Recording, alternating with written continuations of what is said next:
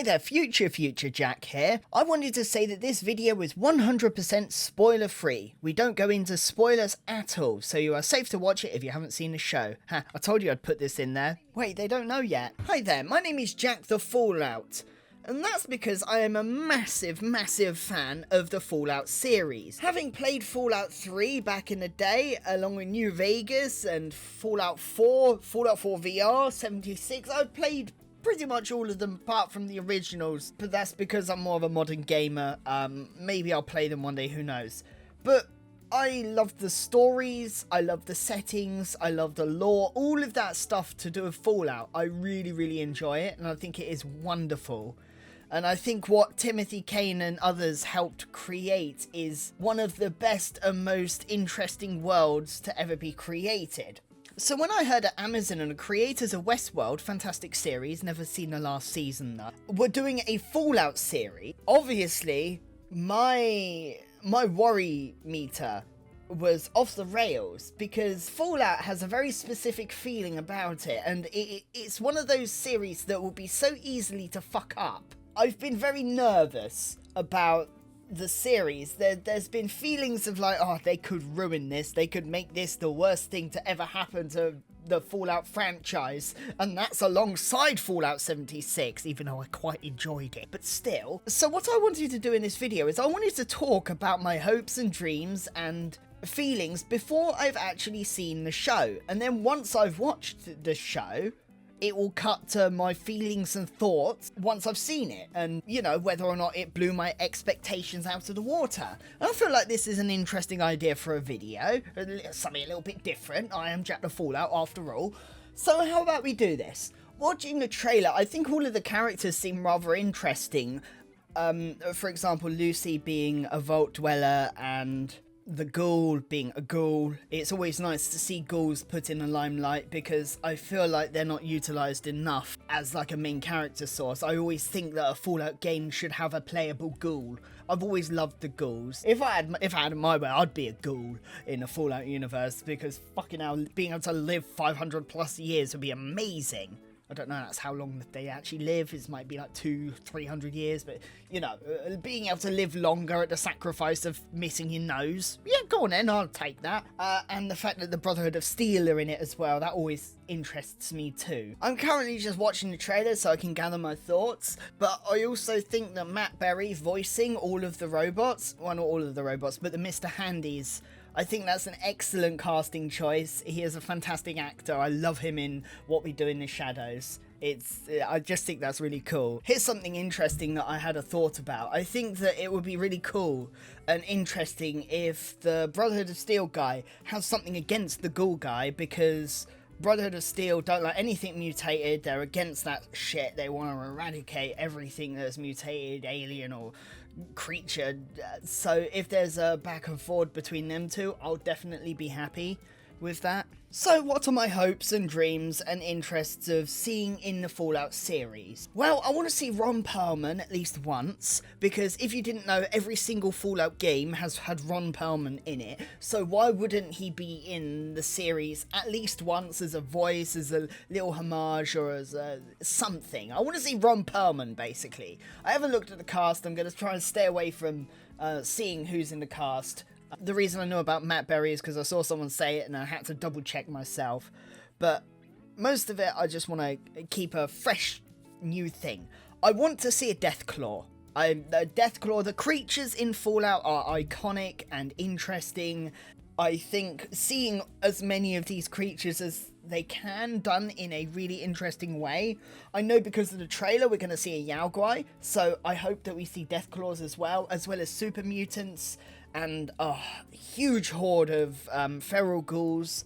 And I hope that the characters' stories are done in a good way. Like, I would like to see character growth from Lucy exiting the vault to, you know, becoming a full-fledged survivor. I want to see that growth. Here's quite a controversial one, but I want to see Fallout perks utilized in the series. Like, for example, Mysterious Stranger showing up at some point, or Bloody Mess just happening, because I feel like the perks you get in Fallout, they're part of the game, so why wouldn't they be part of the live action story. If we somehow see perks utilized on screen, I think that will be a really interesting creative decision, because there's a lot of things in the Fallout's universe that is kind of unexplained. I think it's a bit too early to see aliens, but it's something I would like to eventually see if this ends up getting a season 2 or season 3, etc.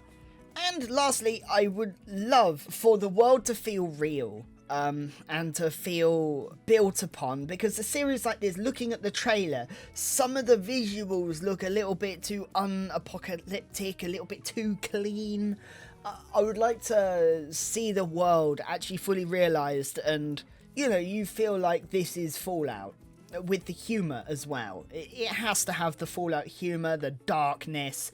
It has to go from extremely dark and brutal to light-hearted comedy. That's sort of the Fallout feeling. One of the reasons why I love the Fallout series so much is because you've got a robot shit-talking you, or talking crazy talk or whatever, but then you go into somewhere and there's a bunch of children's skeletons in a school. I love that kind of difference. I think that that's a really good way of storytelling. Unfortunately, talking about that, Love and Thunder, I know this is completely going off on a tangent, but Love and Thunder tried to do that, tried to have like dark undertones but also light-hearted comedy, but for Thor Love and Thunder that did not work. He did not hit it on nail on the head with that. It just, I don't know, there's just something about Thor Love and Thunder that didn't work, but with this Fallout setting I'm hoping that they could get that beautiful balance correctly. So that's my hopes and dreams and what I'm interested in. We're gonna switch to Future Jack now. Hate that guy. And he's gonna talk about what he loved about the Fallout series, what he didn't like, whether or not his dreams were accomplished for the series. So you'll be able to see Future Jack right about now. Hi, Future Jack. I'm not Future Jack yet, I'm just normal Jack. Innocent Jack. Hi there, my name is Future Jack. Ignore past Jack, he's a bit of an idiot and doesn't know what he's talking about. I have watched the Fallout show in its entirety. Me and my partner Bree, we watched it together. We got up in the morning or whatever, we had breakfast and everything, and then we sat down and started to watch it. And we binged the entire thing. I think we started watching it at about 11 and we finished watching it at about 11, about 10 hours. We just straight watched the entire thing. Okay, the Fallout show is single-handedly probably one of the best ever video game to film adaptations that has ever been created. It is goddamn perfect in every single way. I loved it from start to finish. I do have a few little gripes here and there, but overall it is bloody perfect. We'll get onto the gripes towards the end of this section. So starting off, I'm not going to spoil it, and I probably put a I'm not going to spoil it warning at the beginning of this video, but just in case I didn't, I'm gonna, so this is pointless. Anyway, starting off at the beginning, the whole tone of the show is Fallout. It's just Fallout through and through. The humour is on point. It is funny and dark when it needs to be. And Past Jack said that he was worried, using Thor Love and Thunder as an example, because mixing dark and funny is a very difficult thing to do at times. That's out the window. They did it perfectly.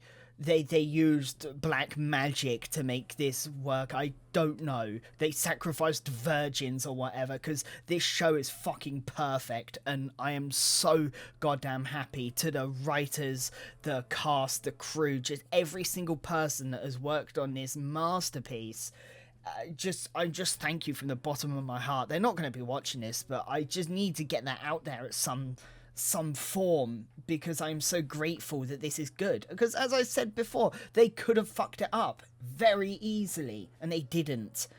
They are very clearly Fallout fans and understand what Fallout is. The tone of the show is wonderful. The starting, when it starts, you just get a feeling, and then that feeling comes into something. If you've seen it, you know what I'm on about. It's dark, when it needs to be, and it is bloody hilarious when it wants to be. I just cannot express how great it is. The creatures are done so well. Didn't get to see some of the creatures I wanted to, but I don't care at this point, because they were done really, really well. They had a really nice balance of everything that you want from a Fallout show. Obviously, you want to see all the creatures and all the robots, but you're not going to be able to jam all of that into one show without it becoming a mess. And they didn't do that. They didn't sacrifice story for anything else. It's all welded together bloody perfectly. And I said I was worried about the world feeling not realised. You know when you're watching a show and you see the sets and everything, and you feel like that's a set, and I was worried that was something that was gonna show up in this. I was worried it was gonna feel like a fan film, and it didn't. It feels like the world of Fallout, and I just cannot believe it. I'm still, a day later, I'm still shook and surprised, pleasantly surprised of how good this is. I cannot believe it. I really can't. I'm so happy. I can die happy. We got a good Fallout show. This is just me talking from my heart, because I'm a huge Fallout fan and I just love everything about this world. I'm just really, really happy with how this show is, and if you haven't seen it, just go watch it. It's perfect in every single way. Now, talking about my gripes, I don't think this is spoilery, but I'm gonna say a little bit of a warning. It's not a spoiler, it's just things that aren't in the show. So, if you don't want to know what's not in the show, then, you know, skip past this bit. But there was no Ron Perlman, as far as I'm concerned, which made me feel a little bit sad. But at the end of the day, there's a chance that they tried to get Ron Perlman and were unable to, and there's always a chance of Ron Perlman showing up in Season 2 if that's made. So that was basically my only gripe. My other biggest gripe is we're now probably going to have to wait 4 or 5 years for another bloody season. I want more now. Amazon, just throw all of your eggs into the Fallout basket, please. You're onto something absolutely special. So this was my video. I hope you found it entertaining, or you like to hear my opinion. If this gets a fair amount of views, I want to do a follow-up video just talking about the spoilers, because there was a lot revealed in this. Some things that I really like and some things that I'm unsure about. I actually cut a bit out of this video because I didn't want to go into spoilers, but like literally 99% of this show I love. There's 1% that I'm a bit like, oh, I don't know about that. But the other 99% is perfection, so that 1% doesn't matter, basically. Anyway, I hope you enjoyed this video. I hope you like hearing my opinions of the series. It's really good. Go watch it right now. Bye.